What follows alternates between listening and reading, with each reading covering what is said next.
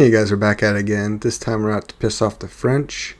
This is a Baja Beurre Blanc. I named it myself. Serranos, shallots, white wine, lemon juice, and butter. Guys, this is incredibly simple. Just take your time. Reduce the liquid shallots and serranos by a third. Stabilize with a little bit of cream, and then go slow with the butter. Guys, I always strain it. You don't have to. I just like the way it looks.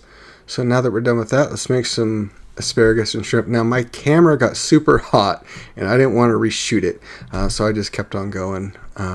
It was 5 minutes for both. Super simple.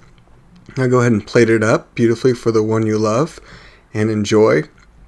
Guys, this is an awesome dish, and if you're keto, low carb, this is absolutely the dish for you.